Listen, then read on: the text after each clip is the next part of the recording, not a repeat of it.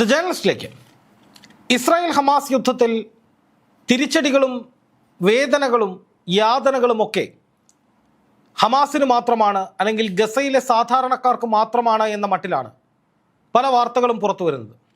ശരിയാണ്, ഹമാസിൻ്റെ ആളുകൾക്ക് ആളപായം ഉണ്ടായിട്ടുണ്ട്, ഇസ്മായിൽ ഹനിയ എന്നവരുടെ തലവൻ കൊല്ലപ്പെട്ടിട്ടുണ്ട്. പക്ഷേ ഹമാസ് ഇതുവരെ പിന്മാറിയിട്ടില്ല. അവരൊരു ഇഞ്ച് പോലും പിന്നോട്ട് പോയിട്ടുമില്ല. യഹിയ സിൻവാർ എന്ന പുതിയ തലവന് കീഴിൽ ഇസ്രായേൽ സൈന്യത്തെ കരയുദ്ധത്തിൽ അടിച്ചൊതുക്കുകയാണ് ഹമാസ് ചെയ്യുന്നത്. അതുകൊണ്ടാണ് അധിനിവേശ വെസ്റ്റ് ബാങ്ക് മേഖലയിലെ ജെനിൻ പ്രദേശത്തേക്ക് ഇസ്രായേൽ സൈന്യം കുതിച്ചെത്തിയപ്പോൾ ഹമാസിൻ്റെ നിരന്തരമായ പ്രത്യാക്രമണത്തെ തുടർന്ന്, ഹമാസ് മാത്രമല്ല നിരവധി പലസ്തീൻ ഗ്രൂപ്പുകളും ആക്രമണത്തിലുണ്ടായിരുന്നു, ആ തിരിച്ചടിയെ തുടർന്ന് ഇസ്രായേൽ സൈന്യത്തിന് പിന്മാറേണ്ടി വന്നത്. പക്ഷെ അപ്പോഴും നെതന്യാഹു പറഞ്ഞത് ഇസ്രായേലിന് ഒരു കുഴപ്പവുമില്ല, ഇസ്രായേലിനൊന്നും സംഭവിച്ചിട്ടില്ല, ഹമാസിനെ അവസാനിപ്പിക്കാൻ ഞങ്ങൾക്ക് സാധിക്കുമെന്നൊക്കെയാണ്. പക്ഷേ ഇപ്പോൾ ഇസ്രായേലിലെ തന്നെ ഇൻസ്റ്റിറ്റ്യൂട്ട് ഓഫ് നാഷണൽ സെക്യൂരിറ്റി സ്റ്റഡീസിൻ്റെ ഒരു പുതിയ കണക്ക് പുറത്തു വന്നിരിക്കുകയാണ്. ആ കണക്ക് ഇസ്രായേലിനെ സംബന്ധിച്ച് അന്താരാഷ്ട്ര തലത്തിൽ തന്നെ വലിയ തോതിലുള്ള ഒരു നാണക്കേട്, അല്ലെങ്കിൽ ഇസ്രായേലിന് വലിയ തിരിച്ചടികൾ ലഭിച്ചു എന്ന യാഥാർത്ഥ്യം ലോകമറിയുന്ന നിലയിലേക്ക് കാര്യങ്ങളെ എത്തിച്ചിരിക്കുകയാണ്. അതായത് നിലവിൽ നടക്കുന്ന ഇസ്രായേൽ ഹമാസ് യുദ്ധത്തിൽ ഗസയിൽ മാത്രമല്ല ഇസ്രായേലിനും വലിയ തോതിലുള്ള തിരിച്ചടികൾ ഉണ്ടാകുന്നു എന്നുള്ളതാണ് ആ റിപ്പോർട്ടിൽ പറയുന്നത്. ആ റിപ്പോർട്ട് മാത്രമല്ല, ഇതിന് തൊട്ടു മുമ്പ് ഇസ്രായേലിന് സംഭവിച്ച മറ്റ് തിരിച്ചടികളുടെ റിപ്പോർട്ടുകളും കൂടി ചേർത്തുകൊണ്ട് ഇസ്രായേലിന് സംഭവിച്ച തിരിച്ചടികളുടെ വ്യാപ്തി എത്രത്തോളം ഉണ്ട് എന്ന് നമ്മളൊന്ന് പരിശോധിക്കുകയാണ്. ഈ റിപ്പോർട്ടിൽ പറയുന്നത് 706 സൈനികരുൾപ്പെടെ 1500-ലധികം ഇസ്രായേലികൾ ഇതുവരെ കൊല്ലപ്പെട്ടിട്ടുണ്ട് എന്നാണ്. ഇസ്രായേലിനെ സംബന്ധിച്ച് പലപ്പോഴും കണക്കുകൾ വലിയ തോതിൽ അവർ പുറത്തുവിടാറില്ല എന്നൊരു ആക്ഷേപം ഹമാസ് ഉള്ളവർ മുൻപേ ഉന്നയിച്ചിട്ടുണ്ട്. എങ്കിലും ഇസ്രായേലിൻ്റെ ഇത്രയും ആളുകൾ കൊല്ലപ്പെട്ടു എന്ന കണക്ക് അവിടെ നിൽക്കുകയാണ്. പക്ഷേ ഇതിൽ ഏറ്റവും പ്രധാനമായി ഞാൻ കാണുന്ന കാര്യം ഇതല്ല, മറിച്ച് മറ്റൊന്നാണ്. അതായത് ഇസ്രായേലിൽ നിന്ന് 1,43,000-ലധികം ആളുകളെ പല ഘട്ടങ്ങളിലായി പലായനം നടത്തിച്ചിട്ടുണ്ട് എന്നുള്ളതാണ് ഈ റിപ്പോർട്ടിലെ നിർണായകമായൊരു വസ്തുത. അതായത് ഗസയുടെ വടക്കൻ ഗസയിൽ നിന്ന് തെക്കൻ ഗസയിലേക്ക് പോകൂ, നിങ്ങൾ പിന്നീട് മധ്യ ഗസയിലേക്ക് വരൂ, അവിടെ നിന്ന് ഖാൻ യൂനിസിലേക്ക് പോകൂ, അവിടെ നിന്ന് നിങ്ങൾ റഫ അതിർത്തിയിലേക്ക് പോകൂ.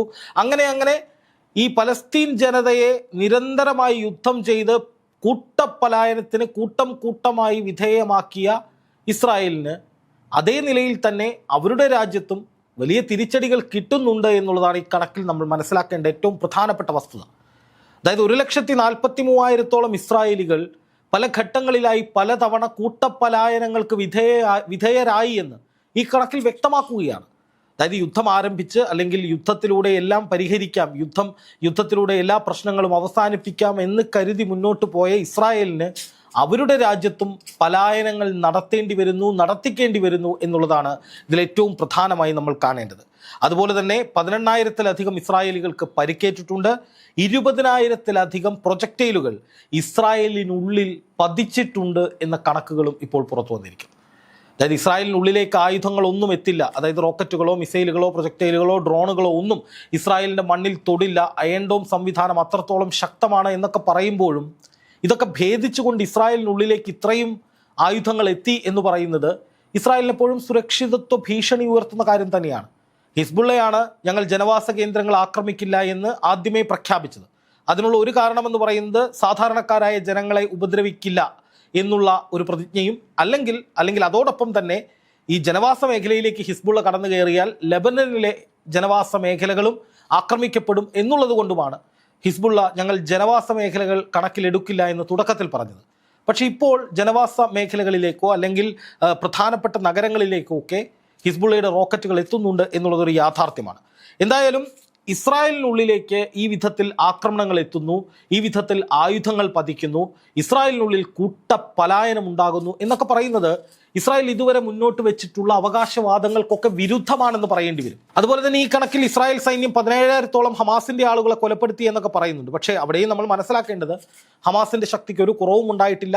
ഇസ്രായേലിൻ്റെ മുൻ ജനറൽ തന്നെ ഈ കഴിഞ്ഞ ദിവസം വെളിപ്പെടുത്തിയത് ഹമാസിലേക്ക് കൂടുതൽ ആളുകൾ ആകൃഷ്ടരായി വരുന്നു, അവർ കൂടുതൽ ശക്തരായി മുന്നോട്ട് പോകുന്നു, ഒരേ സമയം പലയിടങ്ങളിലും ഗസയിൽ ഇസ്രായേൽ സൈന്യത്തിന് ആക്രമണം നേരിടേണ്ടി വരുന്നു എന്നാണ്. അതായത് ഇസ്രായേൽ സൈന്യം ഹമാസിൻ്റെ ഇത്രയും ആളുകളെ കൊന്നു, ഇത്രയും പ്രശ്നങ്ങൾ ഉണ്ടാക്കി ഉണ്ടാക്കി എന്നൊക്കെ പറയുമ്പോഴും ഹമാസിനെ ഒന്നും ചെയ്യാൻ കഴിഞ്ഞിട്ടില്ല. അതേസമയം ഇസ്രായേലിനുള്ളിൽ വലിയ കൂട്ടപലായനങ്ങൾ നടക്കുന്നു, സൈനികർ കൊല്ലപ്പെടുന്നു, ഇസ്രായേലിലെ സാധാരണക്കാരായിട്ടുള്ള ആളുകൾ കൊല്ലപ്പെടുന്നു എന്ന കണക്കുകളും പുറത്തു വരികയാണ്. ഇതോടൊപ്പം മറ്റൊരു പ്രധാനപ്പെട്ട കണക്ക് പുറത്തു വന്നിരിക്കുന്നത് ഇസ്രായേലിൻ്റെ വ്യാപാര വാണിജ്യ സാമ്പത്തിക മേഖലയിൽ നിന്നാണ്. ഒന്നുകൂടി വ്യക്തമായി പറഞ്ഞു കഴിഞ്ഞാൽ ഇസ്രായേലിൻ്റെ സാമ്പത്തിക മേഖല തകർന്നിരിക്കുകയാണ്.